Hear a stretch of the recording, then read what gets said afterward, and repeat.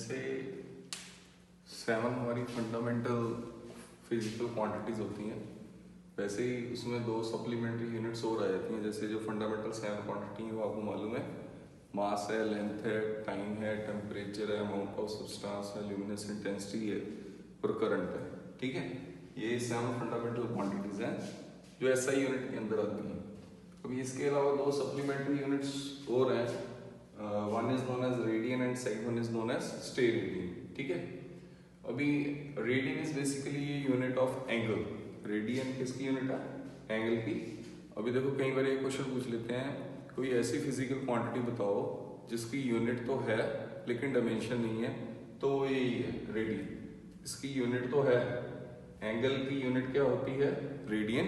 Angle को 2 चीजों में मेजर किया जाता है, एक डिग्री और एक रेडियन। ठीक है, जनरली हम बात करें फिजिक्स के अंदर, जब भी आपने एंगल किसी न्यूमेरिकल में पुट करना है तो वो आपने हमेशा रेडियन में पुट करना है, मतलब वो कभी भी डिग्री में नहीं पुट होता। जैसे 90 डिग्री लिख दिया आपने, तो फिजिक्स में कभी 90 डिग्री डिग्री में नहीं पुट होता, वो रेडियन में ही पुट होता। उसकी एक कन्वर्जन मेथड है कि how to convert an angle from degree to radian. Is it okay? मतलब पहले तो आपको एक क्वेश्चन पता लग गया, angle is only a physical quantity जिसकी डायमेंशन, जिसकी यूनिट तो है लेकिन उसका डायमेंशन नहीं है, यूनिट है रेडियन। ठीक है, सबसे पहले हम रेडियन की बात करते हैं, बाद में स्टेरेडियन पे जाएंगे।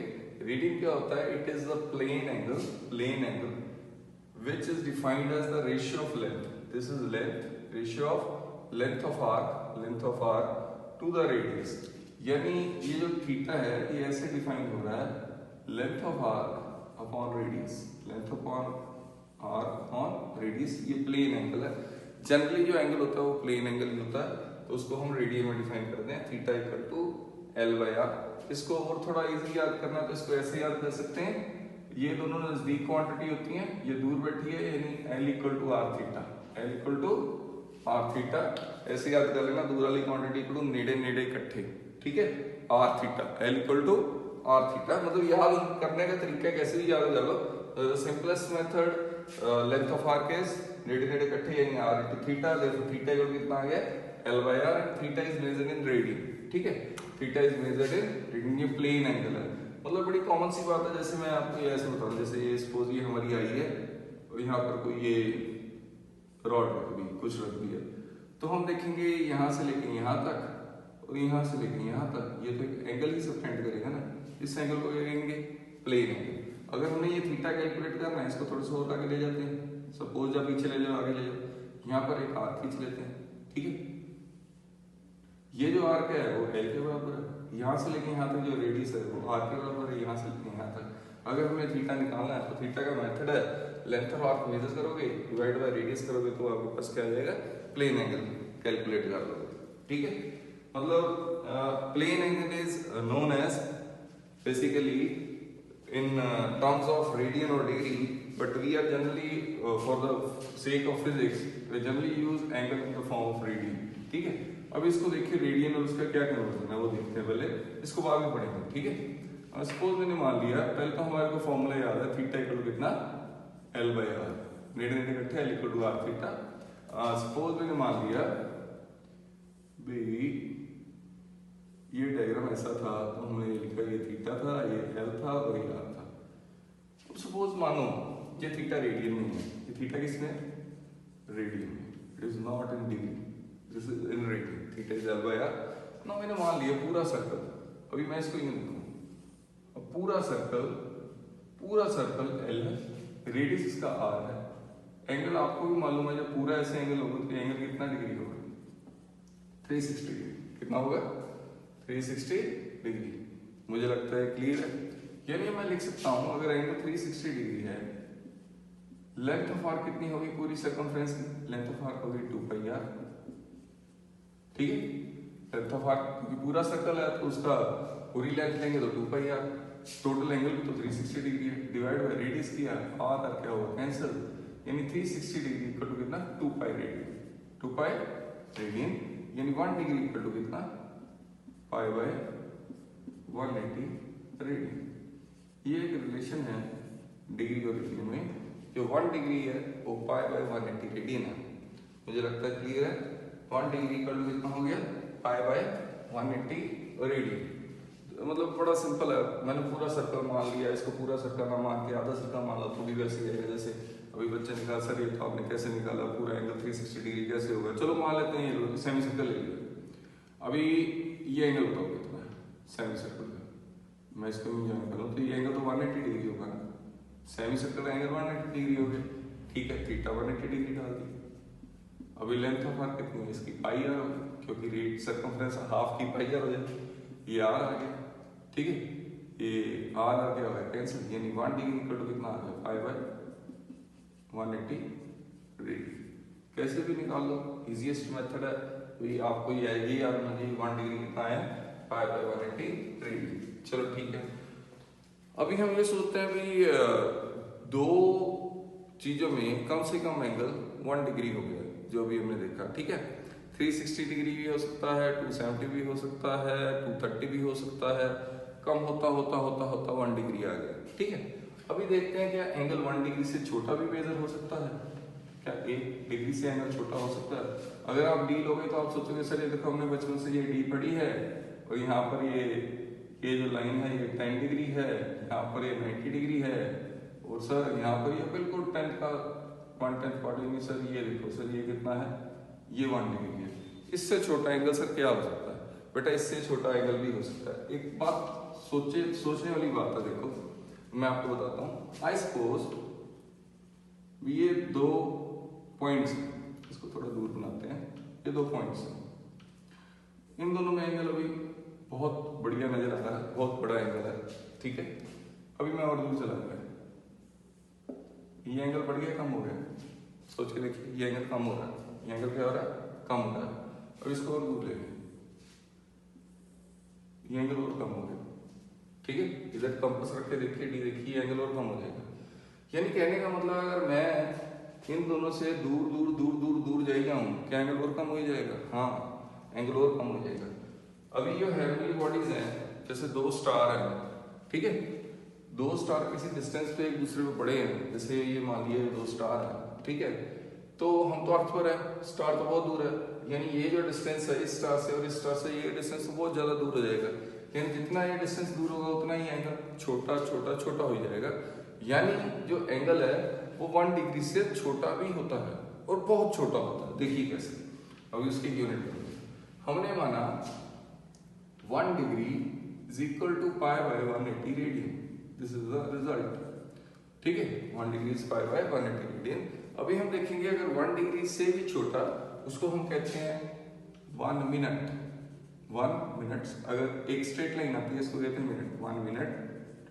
1 मिनट भी एक यूनिट ऑफ एंगल ही है, और 1 मिनट जो होता है वो π/180 इंटू 1/60, मतलब 60th part of the degree, मतलब 1 डिग्री का अगर आप 60th पार्ट कर देंगे तो वो जो एंगल है उसको 1 मिनट कहते हैं, ठीक है। देखो 1 डिग्री का 60th पार्ट कैलकुलेट कर रहे हैं 1/60, यानी that is known as 1 minute, यानी ये हमारा 1 मिनट आ गया। अब अभी हम देखते हैं 1 सेकेंड, 2 लाइनें मीन सेकेंड, यानी ये 1 मिनट का भी 60th पार्ट है, यानी इसका भी 60th पार्ट हो गया π/180 इंटू 1/60 इंटू 1/60, ये रेडियन। यानी देखा हमने ये कितना ही छोटा, 1 सेकेंड तो कितना ही छोटा एंगल है, लेकिन यही पाया जाता है क्योंकि जब बहुत दूर चले जाए किसी चीज को तो उसके जो एंगल है वो बहुत ज्यादा छोटे हो जाते हैं, तो उनको मिनट्स और सेकंड्स में रिप्रेजेंट किया जाता है, ठीक है। अभी मुझे लगता है क्लियर है। अब इसकी वैल्यू कैलकुलेट करनी है, तो जो π/180 रेडियन की वैल्यू है, वैसे तो आपको ऐसे याद होना चाहिए, अगर इसके फाइनल आंसर याद हो तो वो बहुत बढ़िया है। यानी पाई की वैल्यू कितनी थी 3.14 अपॉन 180 रेडियन निकालेंगे, इसका आंसर कुछ 1.745, नजदीक कितना ही होएगा 1.745 10⁻² रेडियन। सिमिलरली अगर इसको 1 मिनट को निकालेंगे, ये तो ऐसे ही आ जाएगा, उसका 1/60 करेंगे, उसका भी आंसर आपने याद करना है 2.908 10⁻⁴ रेडियन। ये 10⁻², ये 10⁻⁴ है, नीचे की आएगी 10⁻�6। इसकी जो आगे वाली वैल्यू है समय के साथ रहते रहते आपको याद हो जाएगी, तो ये भी आपने याद करनी है, ठीक है। 4.85 10 to minus 6 radian. Now we know how we convert the degree into radian. ठीक है, ये ना आपको लग रहा है ये मजाक चल रहा है, मजाक नहीं है, इसमें ना आपने भूल जाना जाके। पिछले साल एक बच्चा था जेईई मेंस में, उसकी परसेंटाइल करीब 99.1 थी। ठीक है, उसने फिजिक्स का सिर्फ एक ही क्वेश्चन गलत किया था, जो +2 का पार्ट था, जिसमें उन्होंने मैग्नेटिक फील्ड निकालनी थी। तो मैग्नेटिक फील्ड का जो फॉर्मूला था वो यहाँ पर कांस्टेंट था, उसके आगे था θI/r ऐसे करके, ये करंट था, ये रेडियस था, ये थीटा था, और उन्होंने थीटा 90 डिग्री दिया था। तो उस बच्चे ने गलती से थीटा को 90 डिग्री ही यानी 90 ही पुट कर दिया, जबकि थीटा 90 डिग्री 90 नहीं, वो रेडियन में आना था, और रेडियन में अगर 90 डिग्री को लिखोगे तो वो π/2 आएगा। कितना आएगा? π/2। ठीक है, समझ में नहीं आया? थीटा को अगर हम 90 डिग्री को हम लिखेंगे तो वो कितना आएगा? π/2। ठीक है, अभी ये नोट कर लीजिए। अभी ये कन्वर्जन बताता हूँ कैसे की है सारी, ये आपको याद होना चाहिए। पहले 1 डिग्री 1 मिनट, अभी उसने कह दिया, देखो अभी क्वेश्चन कहता है, अगर सपोज 1 मिनट एंड 18 सेकेंड, ठीक है, ऐसे बोलते हैं, इसको रेडियन में कन्वर्ट करो। सर इसको ऐसे करते हैं, 1 मिनट में कितने सेकंड होंगे? 60 सेकंड प्लस 18 सेकंड यानी कितने होंगे? 78 सेकंड। अभी 1 सेकंड की वैल्यू कितनी है? इतनी रेडियन में 78 की कितनी होगी? यानी 78 into 4.85 into 10⁻⁻⁶, यानी हमें 1 मिनट 18 सेकंड की एंगल अगर रेडियन में लेना तो ऐसे ले लेंगे। ठीक है, चलो आइए अभी। सपोज उसने इसको ना ऐसे सोचा करो, 180 degree is pi radian, is it? Simplest method है। 90 डिग्री कितना होगा? इसका आधा हो गया, यानी वो कितना हो गया? π/2। ठीक है, अभी सोचिए 30 डिग्री 60 डिग्री, मतलब आप ऐसे सोच लीजिए सिंपलेस्ट मेथड में, जो पाई है उसको 180 मान लीजिए, पाई को क्या मान लीजिए? 180। इजी टू मतलब रिमेंबर दिस वन। ठीक है, जिससे मैंने वो सोचा 60 डिग्री यानी π/3, 180/3 कितना हो गया? 60। This is the conversion of radian. ठीक है, वेरी सिंपल है, π/180 इनटू कुछ भी कर लीजिए, वो आपको कन्वर्जन होगी। जैसे मैं मतलब सिंपलेस्ट मेथड तो यही है, जैसे 90 डिग्री आपने निकालना है तो आप निकालेंगे π/180 इंटू 90 यानी 90/2, 90/180 से कटा 2, यानी 90 डिग्री को π/2 रेडियन लिख सकते हैं। मतलब किसी भी एंगल को अगर आपने रेडियन में लिखना है तो उसको π/180 से मल्टीप्लाई कर दीजिए, तो that is the simplest method. या फिर ऐसे सोच लीजिए 180 पाई अपने आप कन्वर्जन आएगी। 60 डिग्री बोला, 60 डिग्री यानी π/3 यानी 180/3 60 हो गया। अब बोला 30 डिग्री यानी 180 यानी आएगी π/6। देखो π/6, ये 180 मान के चलिए इसको, 180/6 कितना आ गया? 30। या फिर इसको पूरा करिए सर, 90 डिग्री या 30 डिग्री पूछा सर, π/180 into 30 गया, 3 6 8 यानी π/6 आ गया। मतलब जैसे आपको अच्छा लगता है वैसे आप कैलकुलेट कर लीजिए। यानी अब आपको कन्वर्जन आ गई एंगल की in form of radian, angle in form of radian, this π/3 is in radian. ठीक है, अभी फिजिक्स में इसकी क्या जरूरत है? फिजिक्स में जितने भी न्यूमेरिकल जो भी है, जब भी आपने एंगल पुट करना है किसी भी न्यूमेरिकल में, तो वो always in the form of radian put होगा, नेवर बी इन डिग्री। जैसे अभी मैंने आपको बच्चे की गलती बताई थी, अगर थीटा 90 डिग्री है तो आप उसको 90 नहीं पुट कर सकते। फिजिक्स के न्यूमेरिकल में उसमें हमेशा ही आप उसको π/2 पुट करेंगे। ठीक है, मतलब ऐसी छोटी मोटी गलती नहीं करनी। ठीक है, चलो आगे चलते हैं।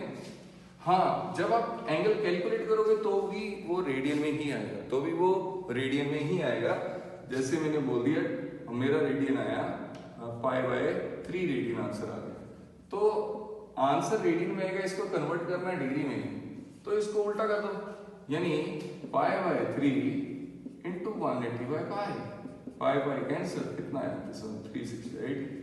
मतलब अगर आपने डिग्री टू रेडियन कन्वर्ट करना है तो π/180 से मल्टीप्लाई करना है। अगर आपने रेडियन टू डिग्री कन्वर्ट करना है तो आपने 180/π रेडियन ऐसे करना है, तो वो अपने आप डिग्री में आ जाएगा।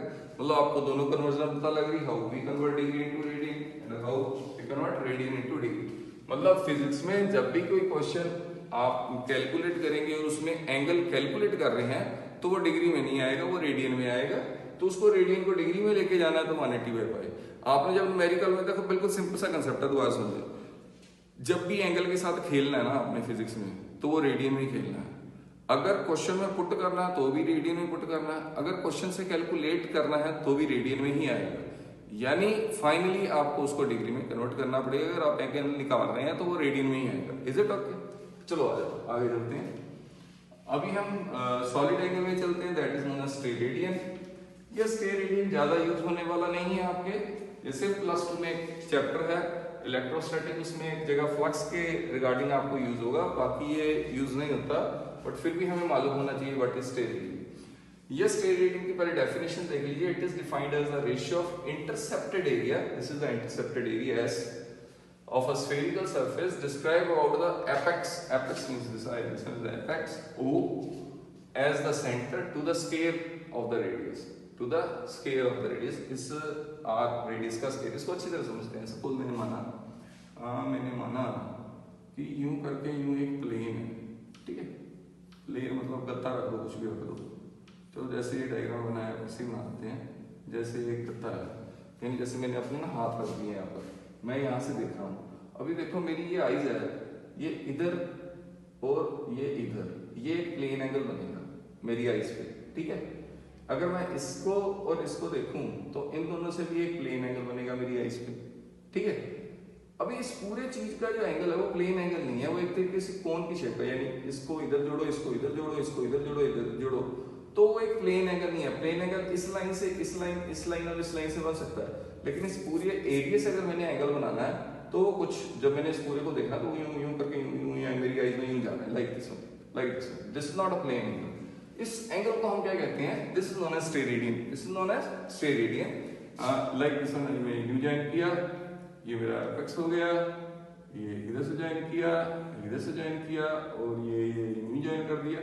इस एंगल को जो मेरी आईज पे बनेगा, जब मैं अपनी आईज से इसको देखूंगा या पूरे सरफेस को, तो ये जो कुछ गोला सा कह लो या कुछ और शेप सी कह लो, ये कौन सा, अगर मैं स्फीयर का पार्ट लेता हूं तो वो एक कौन बन जाएगा, तो उसको हम एंगल को क्या कहते हैं? स्टेरेडियन। जैसे कि मैंने माना ये मैंने गोला ले लिया, ये मैंने स्फीयर ले लिया, और स्फीयर का मतलब this is a sphere not a circle, is it okay? यानी स्फीयर का कुछ पार्ट यहाँ पर एक ये जो एरिया है, इसको मैंने सरफेस एरिया को S मान लिया, और ये जो यहाँ पर जब हम आंख से देखेंगे गोला सा नजर आता है, तो उस गोले के हर एक पेरिफेरी से लाइन खींच के मेरी आईज पे ले आओ, तो वो जो एक एंगल सा बनेगा उसको हम एंगल ऑफ स्टेरेडियन कहते हैं। This is known as represented by ohm. Representation इसकी ओम से है, नॉट, ये कोई रेजिस्टेंस की यूनिट नहीं है पहली बार, तो इसको ऐसे रिप्रेजेंट करते हैं। This one is the radius, ठीक है।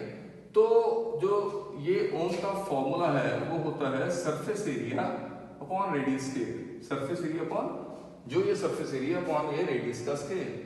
जैसे थीटा इक्वल टू L/r था, ये ओम इक्वल टू L की जगह सरफेस एरिया आ गया और रेडियस की जगह रेडियस का स्केयर आ गया। थोड़ा सा कन्वर्जन है, मतलब आपको याद होना चाहिए एरिया इंटरसेप्टेड। अभी ये तो हमने कर लिया, चलो ओम इतना आ गया। तो ये कभी भी ना, मतलब ये जो स्टेरेडियन एंगल है ये डायरेक्ट यूज नहीं होता।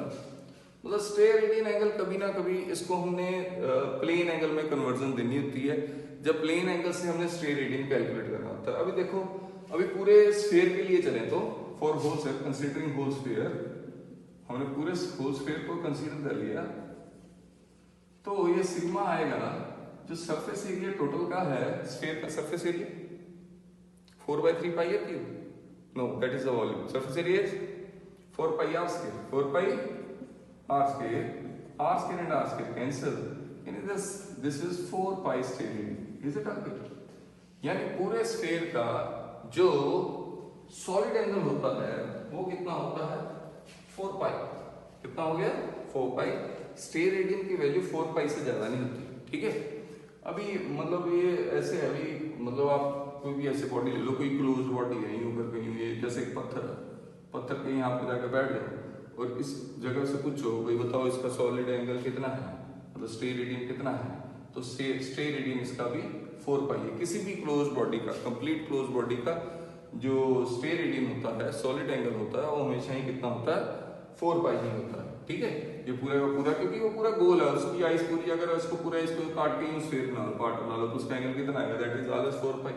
चलो अब आगे आते हैं, how we convert this plane angle and solid angle. ठीक है, इनको कैसे स्टेरेडियन और रेडियन की कन्वर्जन क्या है वो देखते हैं। सपोज मैंने मान लिया एक स्फीयर का पार्ट ले लिया, this is a part of a sphere like this, ठीक है, this is a part of a sphere. आपको जस्ट कन्वर्जन सिखा रहा हूं इसकी। ये सेंटर है, ये इसका हाफ प्लेन एंगल है, इसको दिस एंगल इज थीटा। ठीक है, देन ये जो चीज है ये स्टेरेडियन है और ये प्लेन एंगल है, इसको हाफ एंगल भी कह देते हैं, half angle of the cone subtended, half angle of the cone subtended. इस कोन को हम 1D में लेके जाएं तो ये जैसे ये जो एंगल थीटा बन रहा है सेंटर के साथ, अगर ये खींचें तो ये जो एंगल थीटा बन रहा है उसको half angle of the cone कहते हैं। तो इन दोनों का जो रिलेशन है वो ऐसा होता है, sigma equal to 2 pi 1 minus cos theta. ये कहां से है, अभी उसको छोड़ दो, how we calculate the relation with sigma and theta, ये इंटीग्रेशन मेथड से आएगा, लेकिन वो भी नहीं कराना आपको, ना ये कभी पूछने वाले हैं आपसे। ठीक है, बट आपको ये फिर भी याद होना चाहिए भी what is the relation with steradian and half angle of the cone. ठीक है, अभी सपोज मैंने मान लिया, सपोज पूरे स्फीयर का ही देखते हैं, देखो। ठीक है भाई, पूरे स्फीयर का अभी हमने स्टेरेडियन निकाला था, वो कितना है, 4 पाई है ना, 4 पाई आस्के बाय आस्के 4 पाई आएगा पूरे स्फीयर का, प्रीवियस आर्टिकल में। अभी पूरे स्फीयर का ये हाफ एंगल कितना होगा, पहले बताओ पूरे स्फीयर का टोटल एंगल कितना होता है, 360 डिग्री। कितना होता है, 360, यानी इसका हाफ एंगल कितना होगा, यानी पाई। कितना हो गया, पाई, यानी पाई मतलब 180। ठीक है, अभी मैं लिखूंगा ohm equal to 2 pi 1 minus 180 degree को हम क्या लिख सकते हैं, पाई रेडियन, यानी 180, यानी कॉस, यहाँ पर 180 डालेंगे तो थीटा की वैल्यू 2 पाई 1 माइनस माइनस 1, क्योंकि कॉस 180 की वैल्यू होती है -1, कॉस 180 की वैल्यू कितनी होती है, -1, माइनस माइनस प्लस, यानी 2, यानी कितना 4 पाई, यानी हमारा आंसर मैच कर गया। This is the relation between plane angle and that is of the steradian. Sir समझ में ही नहीं आया सर, ये क्या कर दिया, बिल्कुल नहीं समझ में आया सर। चलो देखो दोबारा से, पहले तो ये बताओ कि ये फॉर्मूला आपने प्रूफ किया कि याद किया। सर याद किया, प्रूफ नहीं कर पाएंगे अभी। ठीक है, अभी हमारी फिजिक्स इतनी अपग्रेड नहीं हुई कि हम इसको ड्राइव कर लें, तो करके सर हमने इसको याद ही कर लिया। ठीक है, जैसे इसको याद किया, अब सोचो पूरे स्फीयर का थीटा कितना होगा, एंगल, टोटल एंगल, वो तो सर 360 होगा। तो ये थीटा टोटल एंगल है कि ये हाफ एंगल है, देखो जैसे मैंने छोटे में शो किया था, ये हाफ एंगल है, यानी पूरे का अगर 360 है तो पूरे का 360 का हाफ कितना होगा, 180, यानी थीटा 180 पुट करना है। तो थीटा 180 पुट किया तो cos 180 कितना होता है, -1, -1 माइनस माइनस प्लस, यानी 2 into 2 पाई इज 4 पाई।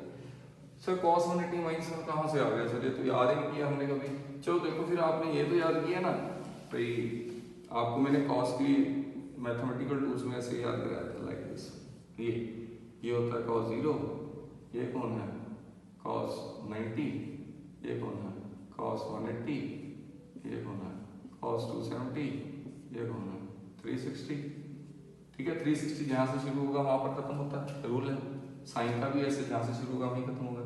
अभी ये +1 है, ये 0 है, ये क्या है -1 है, यानी cos 180 की वैल्यू कितनी है, ये -1, यानी यहाँ से मैं क्लियर है। ठीक है, अभी तो ये मैंने पूरे स्फीयर के लिए कंसीडर किया। सपोज अभी मैं आपको एक क्वेश्चन देता हूँ, आपने क्या करना है, आपने एक हेमिस्फीयर का, इसका हेमिस्फीयर का स्टेरेडियन कैलकुलेट करना है। स्टेरेडियन किसका, हेमिस्फीयर का कैलकुलेट करना है। तो वो मुझे भी मालूम है भी सर टोटल का 4 पाई है तो उसका तो 2 पाई आएगा, लेकिन आपने इस मेथड से उसको प्रूफ करके मुझे सेंड करना है। Sigma ohm equal to 2 pi 1 minus cos theta होता है।